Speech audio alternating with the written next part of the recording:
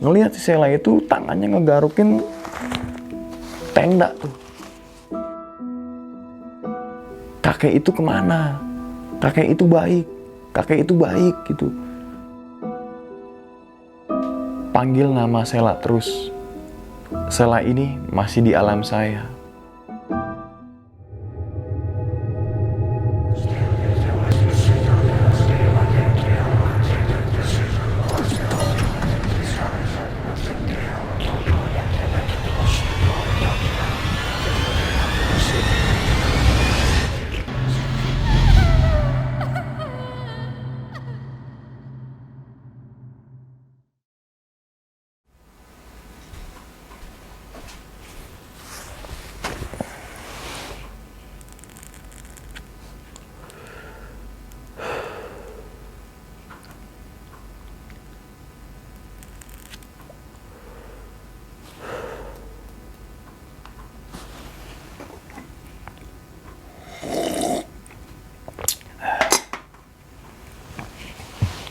Assalamualaikum warahmatullahi wabarakatuh.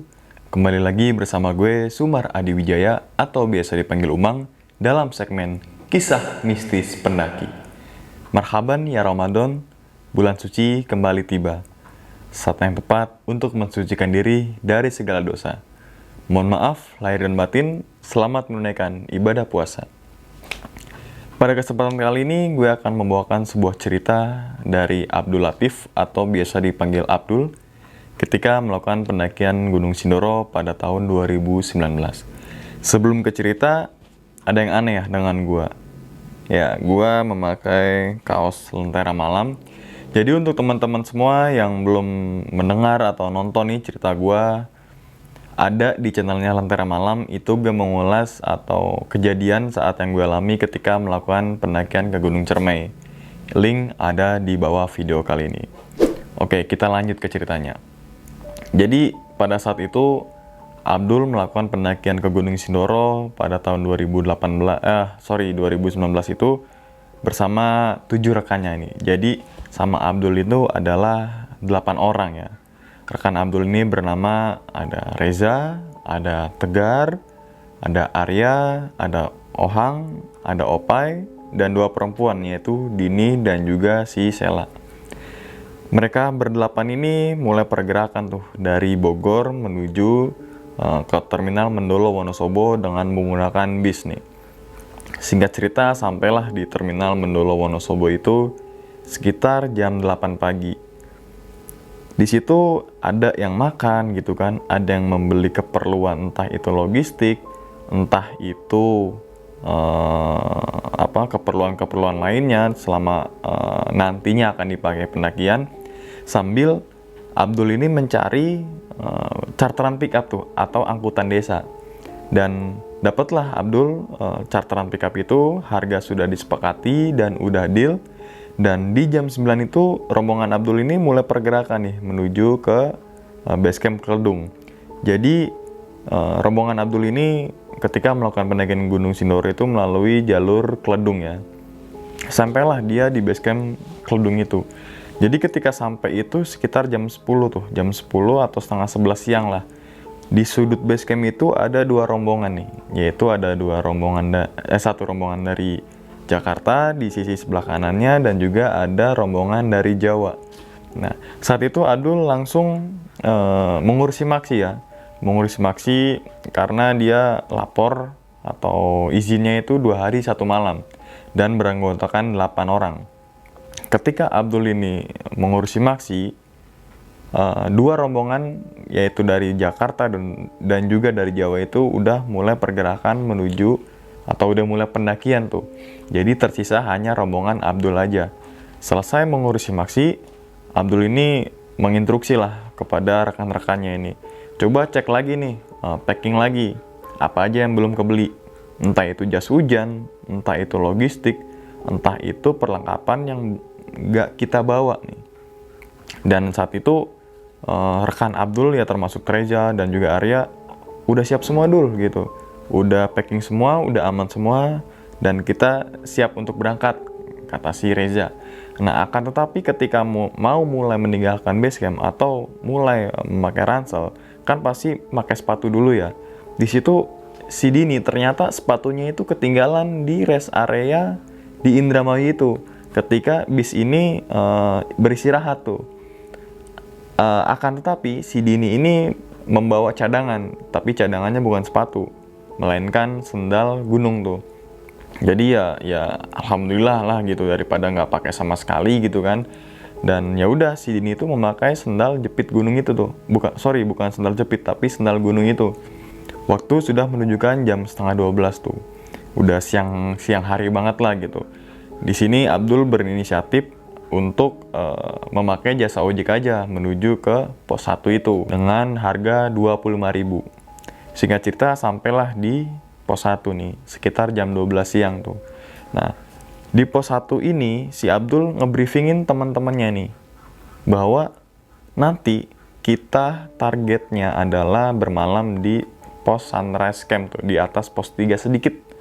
Nah, ya udahlah, ketika saat itu Abdul memimpin sebuah doa gitu kan. Dan mulai pergerakan tuh sekitar jam 12 lewat 15 menit udah mulai pergerakan dari pos 1 menuju ke pos 2. Nah, dari pos 1 menuju pos 2 ini nggak terlalu jauh dan nggak begitu terjal banget lah. Durasinya dari pos 1 menuju ke pos 2 itu 1,5 jam. Nah, di sini mulai ada suatu keluhan lah yang dialami oleh si Dini ini. Karena langkah kaki Dini ini berat. Dan si Abdul tuh beranggapan bahwa ya maklum berat, soalnya langkah kakinya itu nggak bebas. Karena kenapa? Karena dia menggunakan sendal jepit itu. Dan sampailah dia di pos 2. Di pos 2 ini mereka beristirahat dulu tuh, sekitar jam 1:30 lah.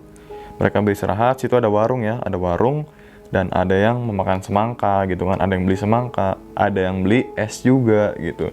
Ada yang rokok, ada yang ngopi-ngopi, dan juga nggak lepas itu ada yang foto-foto. Selesai mereka beristirahat, waktu sudah menunjukkan sekitar jam 2 lah. Sekitar jam 2, dan mereka harus mulai pergerakan lagi nih. Karena kalau terlalu lama di pos 2, nantinya bisa ketemu malam kan, sampai di Sunrise Camp-nya itu. Dan rombongan Abdul ini mulai pergerakan lagi dari pos 2 menuju ke pos 3. Nah, dari menuju pos 2 ke pos 3 ini durasinya sangat lama tuh. Atau treknya sudah lumayan curam dan treknya agak panjang gitu. Sekitar memakan waktu 2,5 jam sampai 3 jam. Dalam perjalanan dari pos 2 ke pos 3 ini tidak mengalami sesuatu keanehan. Atau tidak ada mengalami suatu kejadian yang bisa dikatakan di luar batas nalar. Atau kejadian gaib atau mistis atau entah itu apapun. Lancar-lancar aja tuh. Nah, dari sebelum ke pos 3 nih, sekitar beberapa meter dari pos 3 itu langkah rombongan Abdul ini tertahan. Karena kenapa? Karena banyak pendaki yang turun dari pos 3 itu. Jadi langkahnya dia itu tertahan. Seharusnya kan ya kasih jalan dulu gitu kan untuk pendaki yang naik nih. Akan tetapi ya udahlah, rombongan Abdul ini mengalah saat itu juga, dan sampailah dia di pos 3 itu sekitar jam 4:30. Di pos 3 juga tidak terjadi apa-apa, dan di pos 3 juga nggak ada tenda satupun. Di situ beristirahat sejenak lah, cemil-cemilan gitu kan. Ya mungkin karena ada anggotanya 2 perempuan, ya nggak lupa juga untuk foto-foto, untuk selfie-selfie gitu kan. Sampai akhirnya sekitar 15 menit berlalu, barulah rombongan Abdul ini mulai pergerakan ke Sunrise Camp. Nah, dari pos 3 menuju ke Sunrise Camp ini nggak butuh waktu yang lama ya. Sekitar hanya 15 menit sampai 20 menit lah, sampai tuh di Sunrise Camp. Nah, dan ternyata ketika sampai di Sunrise Camp, itu ada 2 tenda yang udah berdiri. Dan ternyata 2 tenda itu adalah yang Abdul temui nih di base camp Kludung itu. Jadi ada yang rombongan pendaki dari Jakarta, dan juga ada rombongan pendaki dari Jawa. Dan itu lokasi tendanya itu jauh-jauhan tuh. Jadi berkisar sekitar 15 meter, dan rombongan Abdul ini berada di tengah tuh. Ya nggak terlalu dekat lah. Langsung situ si Abdul, rombongan Abdul ya, mengeluarkan tenda dan mulai membangun tenda. Jadi tenda yang dibawa sama si Abdul ini 2 tenda.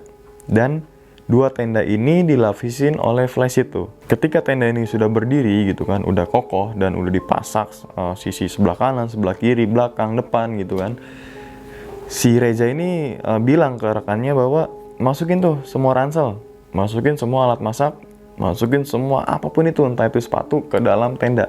Tenda yang tidur sama si Abdul itu adalah Abdul, ada si Ohang, ada si Opai, dan juga ada si Tegar. Dan satu tendanya lagi itu adalah si Dini, si Sela, si Reza, dan juga si Arya nih. Jadi saling berhadapan tuh.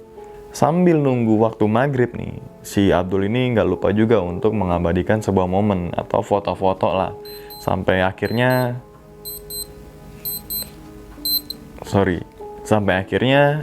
di jam setengah 7 lah, jam 6 lewat sedikit lah. Berarti kan sudah memasuki waktu maghrib ya. Di situ Abdul mengajak si Ohang nih. Kebetulan Ohang itu udah masuk tenda. Hang, ayo kita sholat dulu gitu.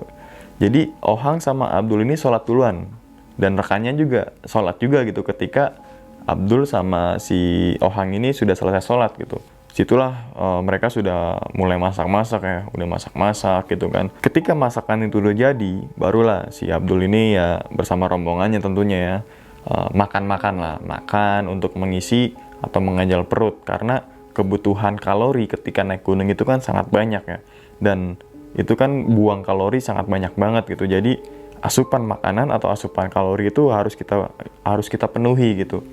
Sampai akhirnya ketika selesai makan, ketika si Reza dan juga si Arya ini membersihkan alat-alat makan itu, si Sela ini cuma diem dan duduk menghadap ke arah tendanya si Abdul nih. Dan tingkah Sela ini udah mulai aneh gitu. Jadi Sela itu diam, terus matanya sinis gitu. Tapi dia nggak melotot, kayak sinis aja gitu ngeliatin satu-satu tuh. Padahal kan itu rekannya sendiri gitu. Terus si Abdul beranggapan, ya ini Sela kecapean gitu. Karena ya dia kurang tidur dari Bogor ini menuju ke Wonosobo itu ya, dia selama di bis itu nggak tidur. Nah, akan tetapi ketika si Abdul ini masuk dalam tenda atau mau tidur nih, mau resletingin bagian dalam tenda, si Dini ini teriak, Dul, jangan masuk dulu, jangan masuk dulu, Sela dulu, Sela. Nah, ternyata Sela ini ketawa sambil nangis.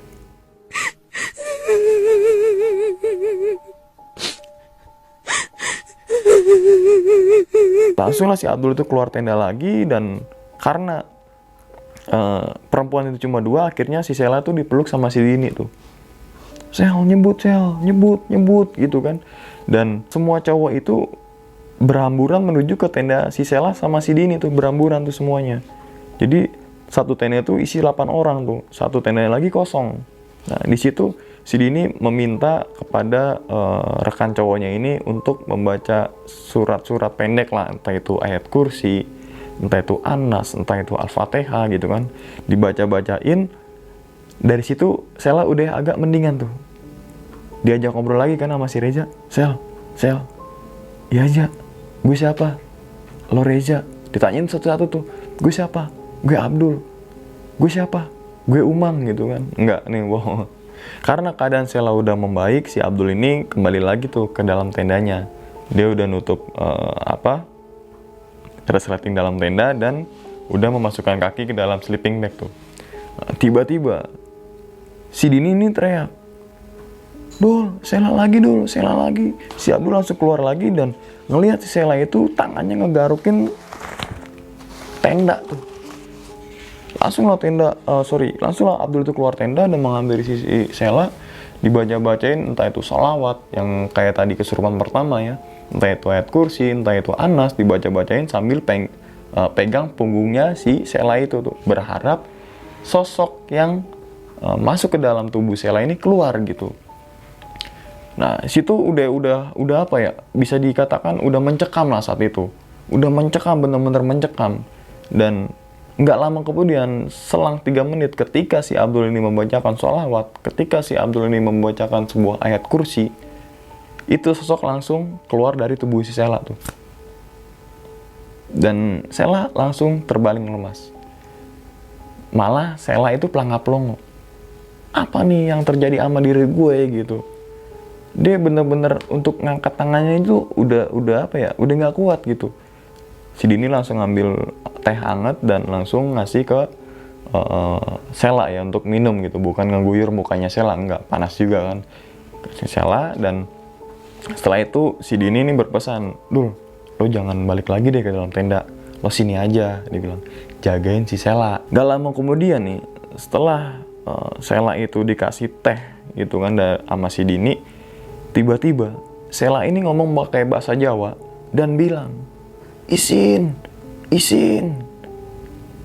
Nah, Abdul ini mulai kaget, dan yang lainnya juga mulai kaget. Karena kenapa? Karena si Sela ini bukan orang Jawa. Dia tuh orang Bogor. Otomatis yang bisa ia gunakan itu biasanya tuh pakai bahasa Sunda kan, Bogor. Tapi entah kenapa pada saat itu si Sela bisa ngomong pakai bahasa Jawa. Nah, langsung Abdul ini nanya ke si Dini, Din, artinya apa, Din? Artinya malu, malu, dia bilang. Kebetulan kan Dini juga punya keturunan Jawa gitu dan asli Jawa gitu. Dan saat itu juga Dini itu meminta kepada Abdul dan juga rekannya itu, entah itu Reza, Ohang, Opai, Tegar, dan juga Arya, untuk membacakan lagi nih sholawat serta azan. Jadi dua orang, si Arya dan juga Reza ini keluar tenda untuk azan, yang sisanya yaitu Ohang, Opai, dan juga si Abdul ini untuk ngebacain dalam artian ada yang sholawat, ada yang baca ayat kursi gitu. Nah, ketika dua rekan si Abdul itu azan, ketika dalam tenda itu bacain surat-surat ayat suci Al-Quran ya, si Dini nih nanya ke sosok yang memasuki tubuhnya si Sela nih, isin kenapa mbah? Isin, punggung saya patah. Nah, saat itu juga si Dini dan juga si Abdul ini bukan atau beranggapan bahwa ini yang memasuki tubuh si Sela bukan makhluk yang bisa dikatakan jahat. Nah, langsunglah saat itu, kenapa punggungnya patah? Kata si Dini, tapi menggunakan pakai bahasa Jawa ya. Ini gue translatein pakai bahasa Indonesia gitu, biar teman-teman juga ngerti gitu. Nah, si sosok yang memasuki tubuh si Sela ini bilang lagi nih, iya, saya itu habis berantem tadi sama sosok atau sama penunggu atau jin yang suka dengan si Sela ini atas kecantikannya. Nah, siapa mbah? Sosoknya itu jelek, jinnya itu jelek dan sering mengganggu pendaki-pendaki yang berparas cantik. Nah, saat itu juga si Dini tuh langsung bilang lagi ya ke si, bukan bilang tapi nanya lagi, emang mbah ini siapa? Saya Mbah Fatah Sindoro.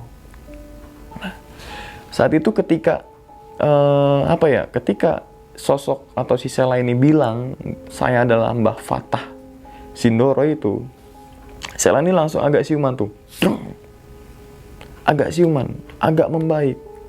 Dan entah apa, ketika mengasih minum teh lagi kedua kalinya, ternyata si mbah ini memasuki tubuhnya si Sela lagi nih. Dan dia tahu gak bilang apa? Panggil nama Sela terus, Sela ini masih di alam saya.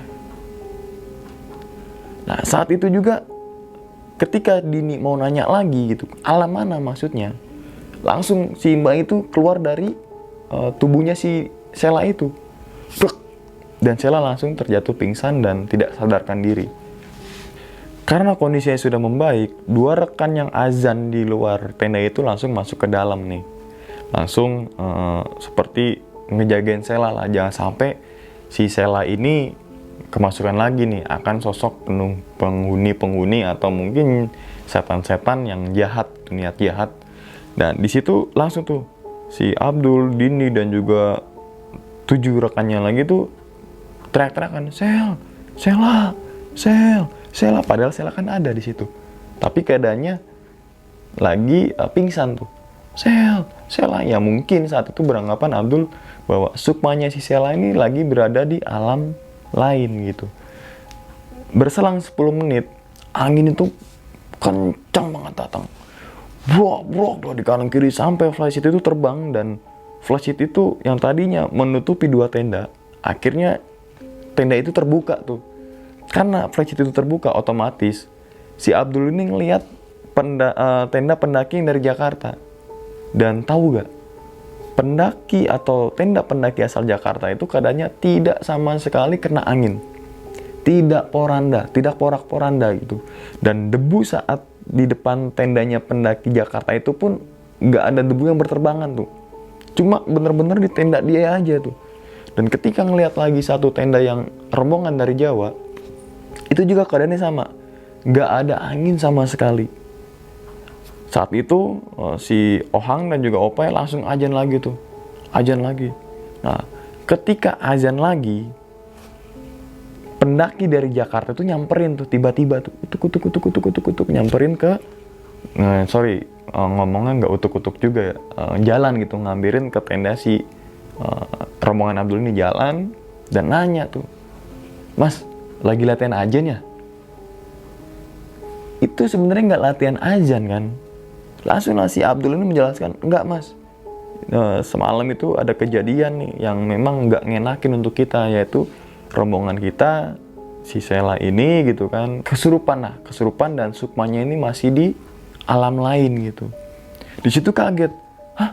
Ketika pendaki Jakarta itu kaget, Abdul bilang, "Emang mas nggak dengar tadi teriak-teriakan? Emang mas nggak dengar tadi pas azan? Emang mas nggak ngerasain pas angin gede?"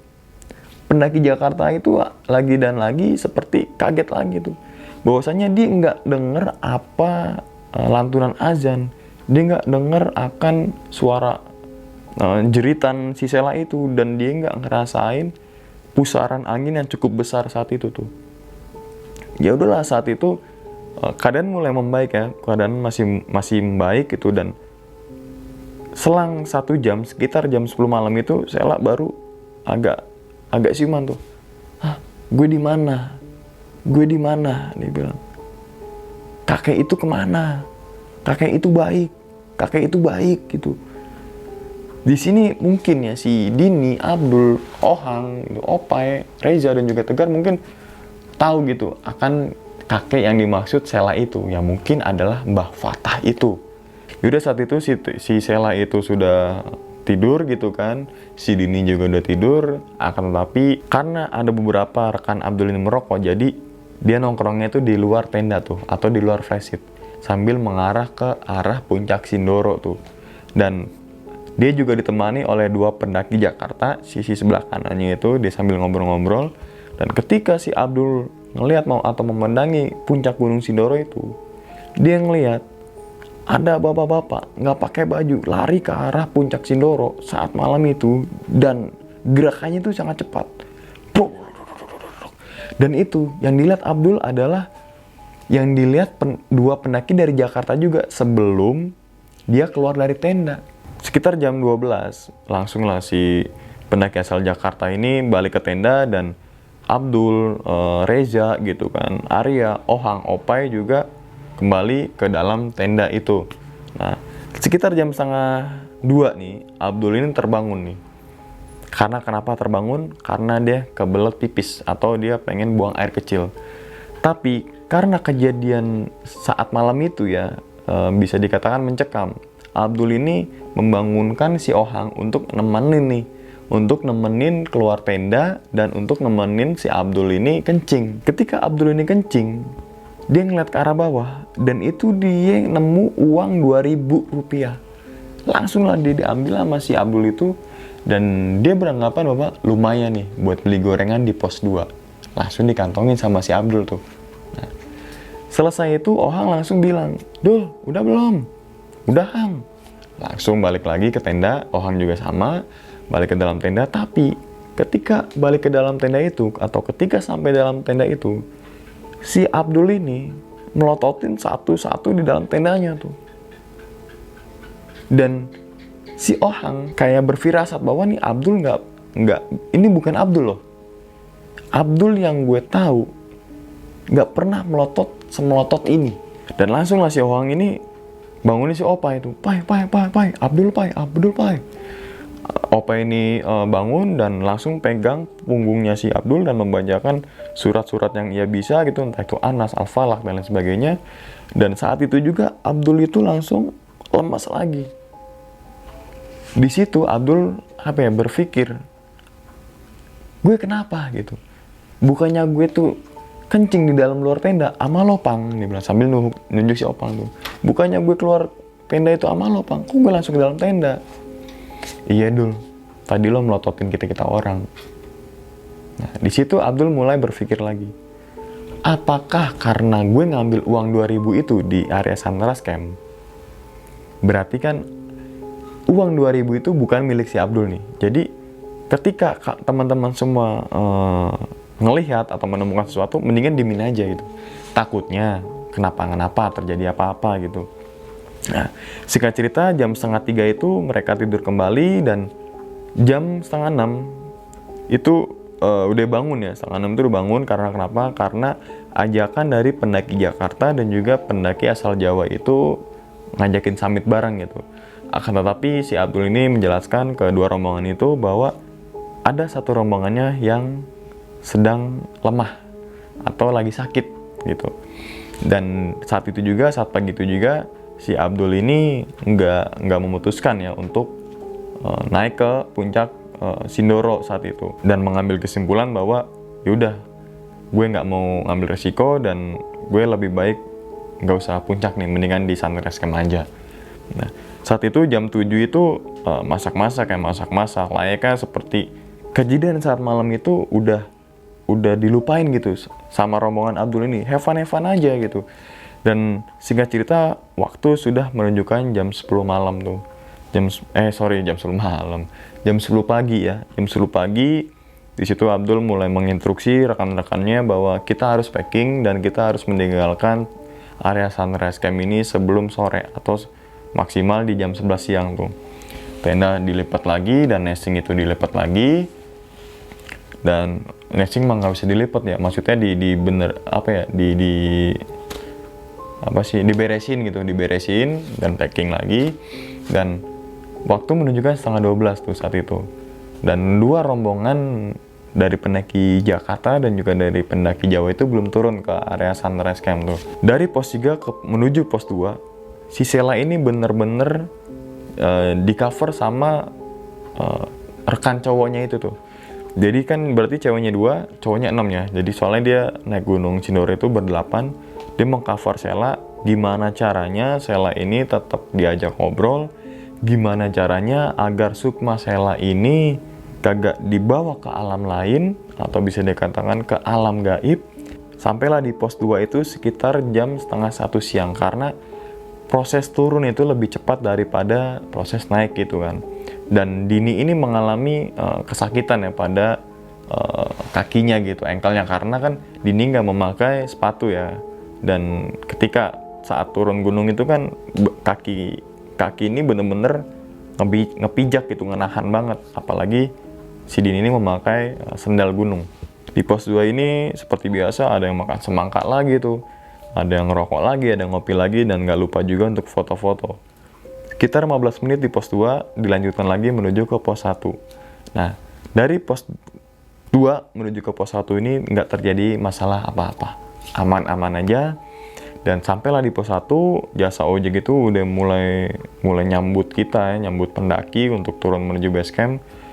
Dan saat itu juga Abdul mulai negosiasi gitu, ternyata harganya nggak jauh beda ketika naik sama turun. Ya udahlah, nggak ambil pusing saat itu juga si Abdul itu, dan langsung harga itu sepakat. Dan rombongan Abdul itu meninggalkan pos 1 itu menuju ke base camp. Ketika sampai di base camp itu, obrolan itu nggak foto, nggak kirim foto, atau nggak menceritakan pengalaman dia ketika di Sunrise Camp, enggak. Tapi berbau dengan mistis yang diulas saat itu. Dan ternyata Sela ini bilang saat itu juga, gue di antara pos 1 dan juga pos 2 itu ngelihat kakek-kakek. Dan dia tuh minta ke gue sepotong roti untuk ngeganjal perutnya. Nah, makanya lo lihat gak gue ngeluarin roti, kata si Sela ya, gue ngeluarin roti dan gue taruh di bawah pohon itu. Itu di bawah pohon itu ada kakek-kakek sedang jongkok gini nih.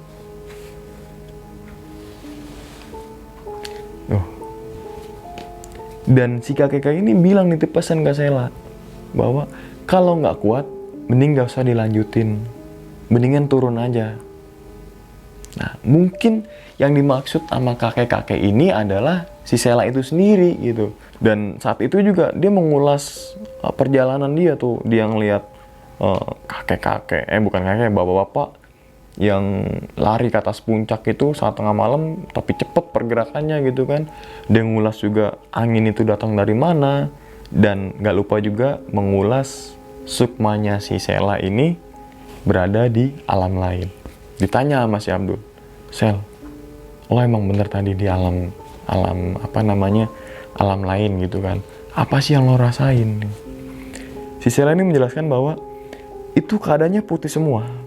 Ketika saat itu putih semua, dan ada beberapa orang memakai baju yang sama, memakai baju yang dikenakan oleh kakek itu. Akan tetapi di belakang kakek-kakek itu seperti ada harimau yang pengen masuk ke Sheila gitu, yang mau masuk ngerekam si Sheila gitu. Dan itu dihalangin sama si kakek-kakek itu, dan si kakek-kakek itu atau mungkin si Mbah Fatah itu diterkam lah bagian punggungnya. Itu mungkin yang dialami oleh Sheila di alam lain. Tapi kan kalau kejadian saat real itu, si Sheila kan sedang kesurupan, dan Dini tuh kan bilang atau nanya ke Mbah itu bahwasanya punggungnya itu patah. Jadi sinkron tuh apa yang dialami oleh Sheila ketika berada di alam lain, dan juga apa yang dialami oleh Dini, Abdul, dan lain sebagainya itu di dunia nyata tuh. Saat itu udah tuh mereka langsung mengalihkan pembicaraan bahwasanya ya udahlah, ini menjadikan pengalaman yang gak bisa gue lupain, kata si Sheila. Dan kata si Abdul juga seperti itu, ini mungkin pembelajaran buat kita, katanya. Dan selesai dia bersih-bersih, dia langsung bergerak lagi menuju ke terminal Mendolo menggunakan pickup yang dia charter lagi tuh. Dia sampai di terminal Mendolo dan dia mulai pergerakan lagi menuju ke Bogor. Mungkin itu aja cerita atau pengalaman dari Abdul Latif ini, atau bisa dipanggil Abdul itu, ketika melakukan pendakian Gunung Sindoro pada tahun 2019. Nah, apa sih pesan yang diambil saat pendakian si Abdul ini? Yang pertama mungkin ya, kalau menurut analisa gue gitu, kita nggak boleh ngambil sesuatu yang bukan milik kita. Entah itu di gunung, ataupun entah itu di kehidupan sehari-hari. Misalnya, tadi Abdul nemuin uang 2000 di pos Sunrise Camp kan. Kalau bukan itu milik kita, nggak usah diambil. Sama halnya ketika di kehidupan atau di kota gitu kan. Ketika kalian nemu dompet nih, jangan diambil. Boleh diambil tapi dilaporin ke pihak yang berwajib lah gitu untuk dikembalikan lagi. Dan teman-teman semua, gunung itu nggak angker kok gitu. Jadi menyikapi angker atau enggak itu bukan dilihat dari tempat itu gelap, bukan dilihat dari tempat itu nggak ada orang, tapi hal gaib itu muncul ketika sugesti kita buruk. Seperti gue katakan kan, hal gaib itu muncul ketika sugesti kita buruk, dan kita harus menguasai rasa takut. Jangan sampai rasa takut itu menguasai diri kita gitu. Mungkin itu aja teman-teman semua cerita atau pengalaman dari Abdul Latif ini, atau bisa dipanggil Abdul itu, ketika melakukan pendakian Gunung Sindoro pada tahun 2019. Ambil sisi positifnya dan buang sisi buruknya. Cerita dari Abdul ini bukan untuk nakut-nakutin teman-teman semua ketika melakukan pendakian ke Gunung Sindoro ataupun melakukan pendakian gunung kemanapun itu gitu.